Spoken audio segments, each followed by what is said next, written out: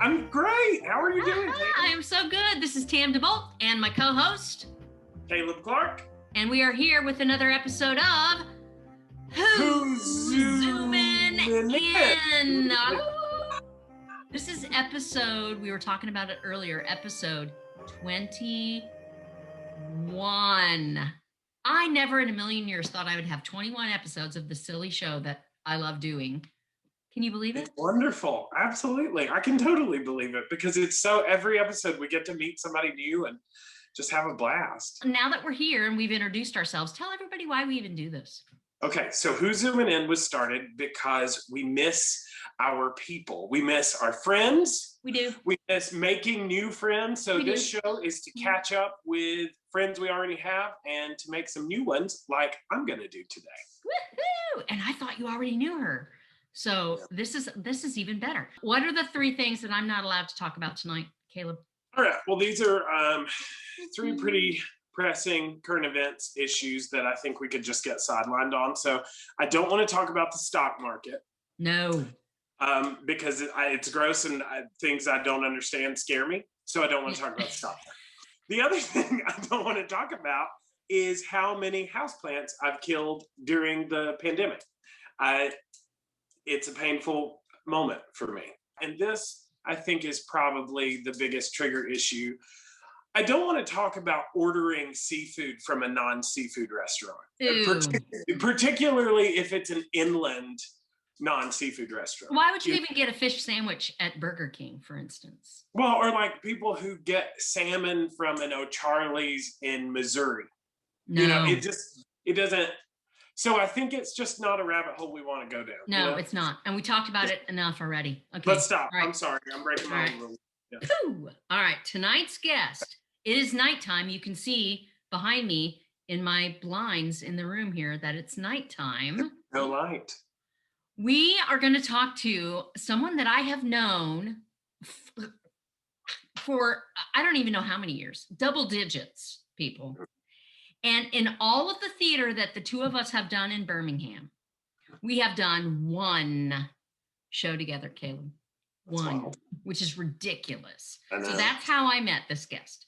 Now, she's got one of the coolest jobs in the world right now. She is a band director in the Birmingham City Schools. A band director. And I know she plays multiple instruments. Like she's fluent in like flute and oboe and all your similar fingering instruments. So I'm gonna make her tell me about that. I can't wait to hear about that. I know. So, and because I also play I used to play the flute, but she is an adjunct professor at Wallace State. She teaches music appreciation, music theory, and different levels of music theory and humanities, I think she said. Wow. And here's a fun thing, which is not the reason she's here tonight, but she got married during the pandemic. That's so exciting. That's awesome. Isn't that nuts? All right. And the reason she's here tonight is because she's starting a new nonprofit, forming a new nonprofit that will bring art and salvation to some underprivileged youth in the city of Birmingham. So I want her to tell us all about it. Makella, zoom into the Zoom room here with us, would you please? Get in here. Hey, Makella. Hi. Hey, I'm so glad you're here tonight. Likewise. Yay. We had a great conversation the other night, just out of the blue. She reached out to me and asked me if I would be involved in this organization that she's starting. And we yacked on the phone for, I don't know, half an hour at least, talking about it because we hadn't talked to each other for so long. So, okay. The only show that we have ever done together. 13 Ghosts of Alabama. Right. That is such a cool story. That's awesome. Yes. And if you miss it, you miss a treat because Tam was the narrator. And she was amazing. How have we only done one show together? It's a travesty. I don't know. Okay, so we've only been on stage together once, but we're always in the audience somewhere. We see each other do stuff all the time. So absolutely. And I know, Caleb, you've seen Michaela on stage and yes, using her maiden name, Michaela Moore. She's no longer Michaela Moore. We're going to talk about that in a little bit. I forget that sometimes.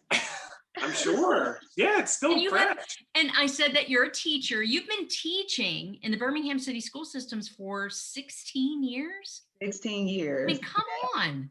That's unbelievable to me. Like, I chuckle when I say in 8 years, I'm eligible for retirement. That's crazy. What?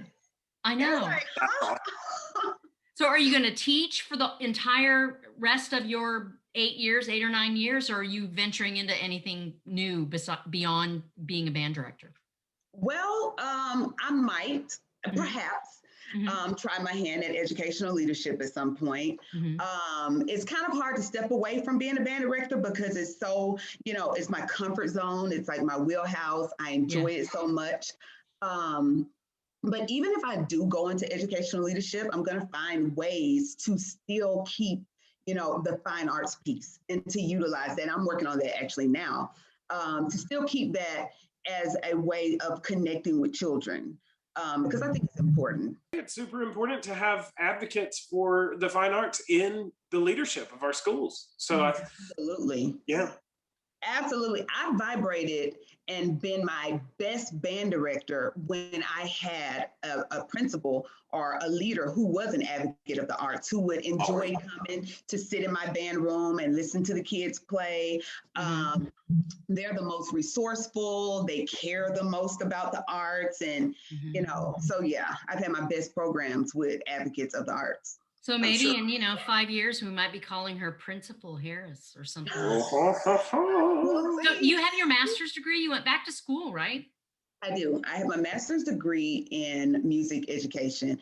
So my bachelor's is kind of a crazy situation, but it's technically music business.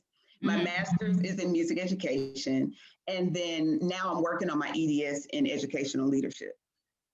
And however that works out, even if I were to remain a band director, a leadership degree just kind of propels you to the next level, regardless of the capacity that you're working in education. Yes. It does. So how many instruments? Tell me about the instruments that you are proficient in. Okay, so I am a woodwind person. I am, I started out on clarinet. And I taught myself to play my best friend's flute. And a crazy story is I was playing her flute, sat it on the bed, actually sat on the girl's flute, broke it in half. So I have a story there. I begged my band director, please, Mr. Barnes, shout out to Mr. Barnes, because when I say he's the best, I was like, Mr. Barnes, please let me play flute. I begged. He was like, no, but we need an oboist. You can play oboe. That was the best hands down decision ever. Like, I got first chair at honor bands simply because only 2 oboists showed up, and I just happened to be, it was never much competition because it's not a very many oboists. So best decision ever. I just can scream like a trumpet sometimes, but I really wish I had focused more on instruments, but Caleb is an operatic tenor, so he can scream like a trumpet, I would say, can't you? All right, okay. You're operating your gift, and that's what's important. I want to share this glorious picture. This is another thing that you have done during the pandemic. Tell us about this. Look at my boob. Okay, so here's what was special about this shoot. We have these exact same poses from our engagement shoot. Oh, wow. We stayed at the Redmond Hotel, and it just only made sense to kind of recreate this moment. When I tell you my husband is the most hilarious man on the who knows what he was saying, but I do know this was an authentic laugh. Oh, you can tell. Yeah, that's not staged at all. No, I can tell by looking at your face that I can hear you laughing. I love this picture. I love it. What was your original wedding date? Okay, so originally it was going to be June 19th, the same day that we kept. I was adamant about keeping this date, but it was going to be in Mexico. And then, of course, COVID hit and just kind of rained on that whole idea, which in hindsight, I'm so happy the cards fell the way they did. We had about 65 confirmed guests. And everybody was like, well, how do we get our money back? Are we still going to Mexico? And I'm like, look, don't kill my dream. Like, I'm still trying to believe this is going to happen. Like, COVID is going to go away. We're going to be in Mexico drinking cocktails. And we stayed in Birmingham. So, I mean, God doesn't make mistakes. So let's just say that. When I say we pulled inspiration just from the current events and, COVID and just the racial reckoning we had, community, at Kelly Ingram Park, 16th Street Baptist Church. We layered it with COVID precautions. So not only were we outside, everybody was socially distanced. We implemented personalized masks. We took all the steps, honey, because I was like, nobody's going to walk away from here saying, they called COVID at Makella's wedding. Right. Oh, that's so great. I'm so glad that you pushed forward and did it anyway, and you ended up doing it here. And the pictures are glorious. So if you get a chance to check her out on Facebook, go look at all of her wedding pictures. They're beautiful. And let me tell you one more little secret. And we had it in Mexico.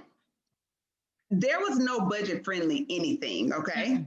The misconception is that if you have a wedding, a destination wedding is going to be cheap. Lies. Okay. So here I was able to just pull from people and resources. I know musicians, Belinda Peoples sang at my wedding. Reggie Yarbrough was the MD. Oh yeah. I love him. When I tell you balling on a budget, it worked out. I was so conscious about, we are going to keep this wedding. I just want to see how cheap I can make it. How cheap. And then after all the wedding gifts, when I tell you, our wedding had to be somewhere around $1,200. The coin. You should write a book. I need to monetize this, don't I? I'm going to find a way to keep a discount, okay?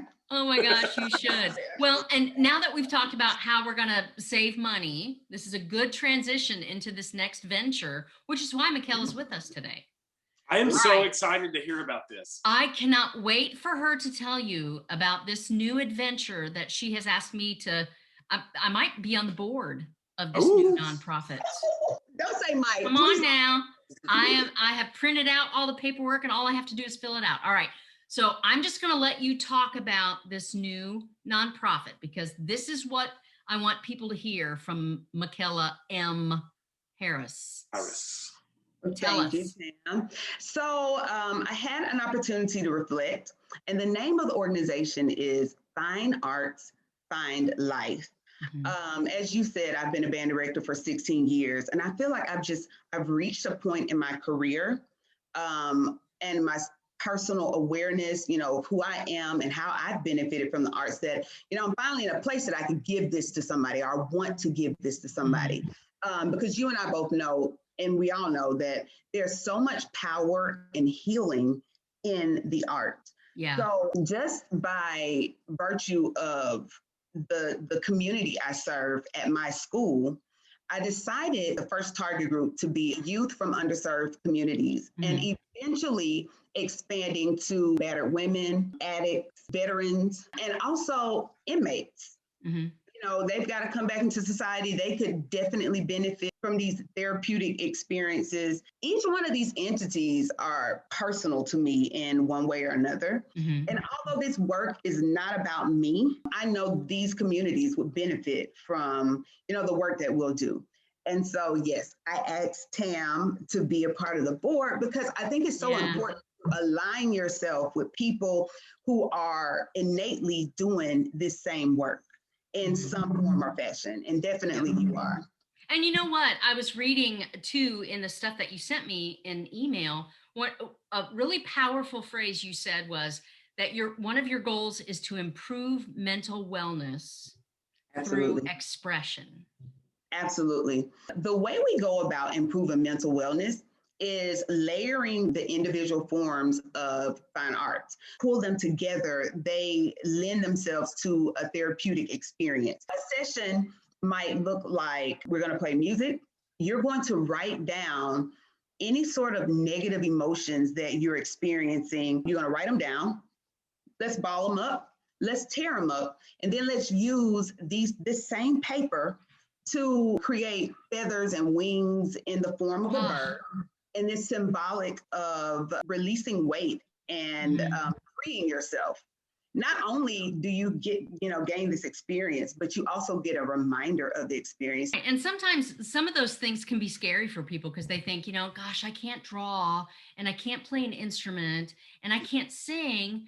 But you mentioned too in your mission that journaling and writing is going to be part of a way to express. And I have learned during this last year of my life that writing and poetry and the spoken word, if you're coached well by somebody that knows what they're doing, they can bring out all kinds of things from you. And I'm happy you mentioned that. The beauty of this experience is that you don't have to have a background in the arts. It's not about polishing a talent. It's more about expressing yourself. So whatever that looks like and however it turns out, it served its purpose because you were able to pull the colors that express whatever mood or emotional state you're in at the moment. And it's just really not about performing or entertaining or trying to focus on the talent itself, but focusing on the story and focusing on how you utilize these arts to express yourself. So, and I think you said that you're going to focus on kids, from 8 to 18, maybe? Absolutely. So that's, elementary through, that's high school. Even college age students, whoever can come to a session, but the goal would be, these are the people we're reaching out to. But let's say someone who's college age, if you need us and you're able to make it to a session, by all means, please come. We're sharing the love. We got enough love to go around. So will you try to expose the kids to how other people express themselves? Well, the first step that I'm taking is I'm collaborating with the PBIS team at my school. And PBIS is just positive behavior support intervention. And so I'm looking, my idea is to maybe once a week with these kids, just to bring some sort of awareness to their emotional state and process those feelings, because even at an early age, they've dealt with so much trauma. Oh, yeah. And they could absolutely benefit, from these services. And I want to know where you are in the process. Like, where are you right now? I know you're forming a nonprofit. So I have claimed the name with the state, started recruiting board members. Tomorrow, we will have our logo established. And these are the behind the scene things that are equally as important are the things I'm working on. I think what's so smart about that, I've been reading some research recently, actually, about the fact that the leaders of great companies, one trait of a great leader is to get the right people on board first. And then based on what those people can do, what they can offer, that's how you pick the way forward. And it sounds like you're doing that. And I think that is very much the best way to start. So I love that already. Well, thank you. And thank you for recognizing that, because I definitely have been very cognizant about who I bring on board, how they can contribute to the overall goal. Like, we can actually do like a therapeutic session with theater alone. The community here is the fine arts community is so rich and so plentiful. And I just blessed and fortunate to have so many people that we can call out and reach, involved in this work, who I know appreciates the work, who benefited personally from this same work. So, and you know what too about you is that you have ever since I've known you, you are one of those people that if you call somebody and you ask them to do something, you have lived your life in such a way that they're going to say, "Are you kidding me?" Yes. If you believe in it, I believe in it, which is the conversation you and I had the other night. If Michaela Harris calls you on your cell phone, people, answer the phone, because she has plans. We've had such a great response so far. So Good. So good. So far, so good. I am so glad. So again, the name of the organization is what? Tell us one more time. Find Arts, Find Life. All right. So here's how we're going to wrap up our episode tonight. We have 10 silly questions. We're going to find out a little bit more about Michaela Harris during this little interview before we let you go. Is that okay? Okay. All right. So I'm going to ask you the first question. You just say whatever comes to your mind first. Okay. You ready to go? Oh, God. Okay. What's your favorite dessert? Anything cereal. I take it back. Ice cream. Question number 2, dogs or cats? Ooh, I'm going to say dogs, but cats have their pluses. Cats are low maintenance. And with my lifestyle, that's what I need in my life. But yeah, a student gave me a dog. And initially I was told he was a Chihuahua. Well, when I got him, he was like the size of my hands. Y'all, as he got older, I was like, you are not a Chihuahua. I have been duped. Like, you're not a Chihuahua, but okay. I've been duped. I love you now, so you're here. What's your dog's name? Charlie.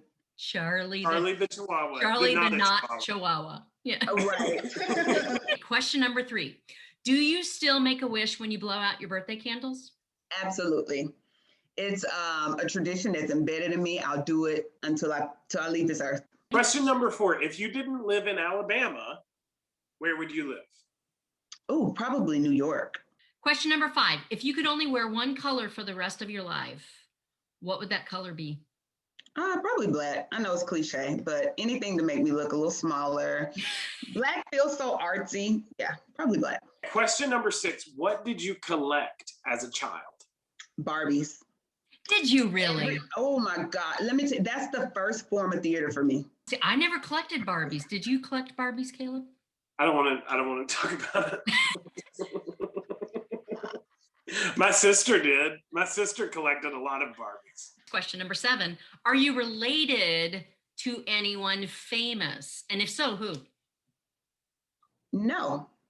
Well, I've heard through the grapevine, Dana Ross, but I just don't even want to, like, I don't even feel worthy to ever even think that. So oh my gosh, you should check that out. I don't think I'm related to Diana Ross. Question number 8 is sweet or salty? I'm gonna say sweet, but there's this food, this Mexican candy that's really popular in Arizona called satalitos, dried salted plums. Oh, that sounds wonderful. Oh my gosh. They're not sweet. It's a bunch of salt. Like, if you're prone to high blood pressure, stay away. This is my last question for Michaela. Dun, dun, dun. If you're going to buy a ticket, are you going to go see a musical or a straight play? Musical all day. Okay, this should be a pretty easy question for you to answer. I think we both know the answer. I think we all already know the answer. Mm-hmm. On a scale of 1 to 10, how funny are you? Oh, I would maybe say a 5. No. You have to be really. I'm goofy. Really? I think you have to be so clever to be funny. Like, maybe I'll give myself a 7. But you're married to a funny man. How funny is your husband? He is. I'm gonna give him. Can I say 11? Sure. Mm-hmm. He is hilarious. I mean, a 90s enthusiast and fanatic, and his favorite show is Martin. He can quote anything from Martin. He is hilarious. He is so funny. You have lit up my week, my friend. Yeah. I have loved talking to you. And make sure that you stay tuned for this new nonprofit. Find Arts, Find Life. And the title explains it all. Yes, it does. Look at you making it happen. Thank you, guys. I'm so excited for you. Thanks for joining us. Wave at our audience. Good night. Good night, you guys. Good night.